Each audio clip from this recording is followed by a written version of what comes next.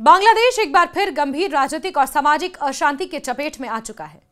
युवा नेता और इनकलाब मंच के प्रमुख चेहरों में शामिल उस्मान हादी की मौत के बाद देश में हालात तेजी से बिगड़ते चले गए हैं।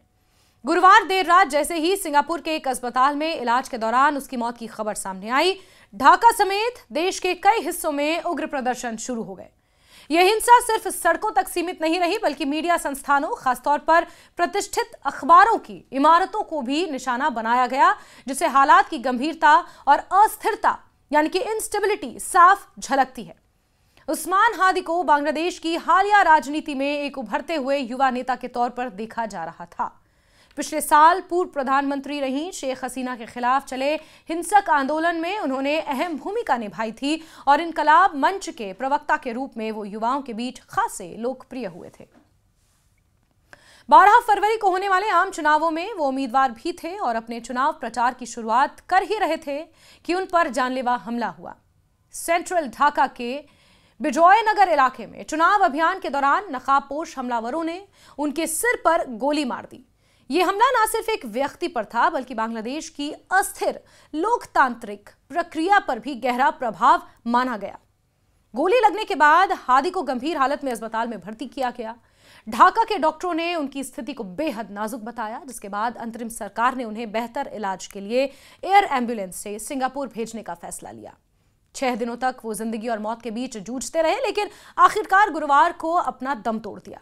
उसकी मौत की पुष्टि खुद अंतरिम सरकार के प्रमुख और चीफ एडवाइजर मोहम्मद यूनुस ने देर रात देश के नाम टेलीविजन संबोधन में की। उन्होंने इस घटना को देश के लिए एक बड़ी क्षति बताते हुए दोषियों को जल्द से जल्द पकड़ने और सख्त कार्रवाई का भरोसा दिलाया। लेकिन यूनुस के संबोधन से पहले ही हालात बेकाबू हो चुके थे। जैसे ही हादी की मौत की खबर फैली, इनकलाब मंच से जुड़े कार्यकर्ता और समर्थक सड़कों पर उतर आए। ढाका यूनिवर्सिटी कैंपस के पास स्थित शाहबाग चौराहा प्रदर्शनकारियों से भर गया। तुम कौन हो, मैं कौन हूं, हादी हादी जैसे नारे गूंजने लगे। ये नारे सिर्फ शोक या विरोध का प्रतीक नहीं थे, बल्कि उनमें गुस्सा, असंतोष और व्यवस्था के प्रति अविश्वास साफ दिखाई दे रहा था।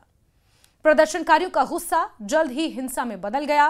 राजधानी के कारवां बाजार इलाके में शाहबाग चौराहे के पास स्थित बांग्लादेश के सबसे बड़े प्रभावशाली अखबारों में से एक प्रोथोम आलो के दफ्तर पर हमला हुआ। इसके साथ ही डेली स्टार की बिल्डिंग को भी निशाना बनाया गया। सैकड़ों की संख्या में जुटी भीड़ ने इमारतों में घुसकर तोड़फोड़ की, कई फ्लोर्स को नुकसान पहुंचाया और बाहर आगजनी भी की। 30 पत्रकारों को किसी तरह वहां से बचाया जा सका। इस दौरान अखबारों के कई पत्रकार और कर्मचारी अंदर फंसे रह गए, जिसके बाद उनकी जान पर भी बनाई। चश्मदीदों के अनुसार रात करीब 11 बजे प्रदर्शनकारी प्रोथोम आलो के ऑफिस पहुंचे। कुछ ही देर में पूरी बिल्डिंग को घेर लिया गया। हिंसा यही नहीं रुकी। जानकारी के मुताबिक इसी दौरान एक व्यक्ति को पीट पीट कर मार भी डाला गया और बाद में उसे आग के हवाले कर दिया गया। उस व्यक्ति की पहचान अब तक नहीं हो सकी है, लेकिन यह घटना इस बात का संकेत है कि हालात किस हद तक बिगड़ चुके हैं।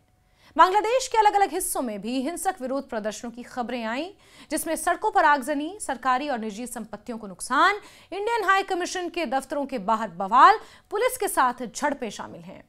इस पूरे घटनाक्रम ने बांग्लादेश की अंतरिम सरकार के सामने बड़ी चुनौती खड़ी कर दी है। मोहम्मद यूनुस, जो एक सम्मानित अर्थशास्त्री और नोबेल पुरस्कार विजेता रहे हैं, अब एक ऐसे देश का नेतृत्व कर रहे हैं जहां राजनीतिक ध्रुवीकरण, अविश्वास और हिंसा तेजी से बढ़ रही है।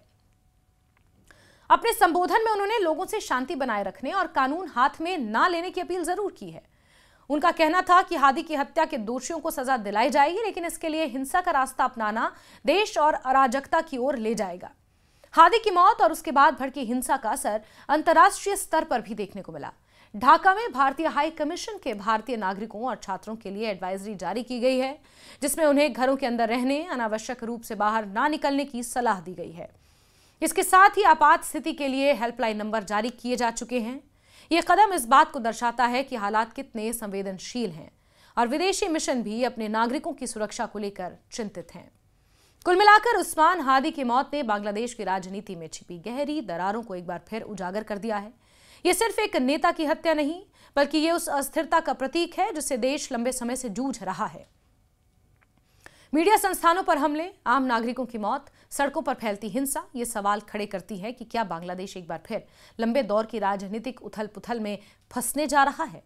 आने वाले दिनों में इस बात का फैसला होगा कि अंतरिम सरकार हालात को काबू कर पाती है या नहीं, और क्या उस्मान हादी की मौत किसी सार्थक न्याय और सुधार की दिशा में ले जाएगी या फिर यह हिंसा के एक और अंतहीन चक्र की शुरुआत साबित होगी।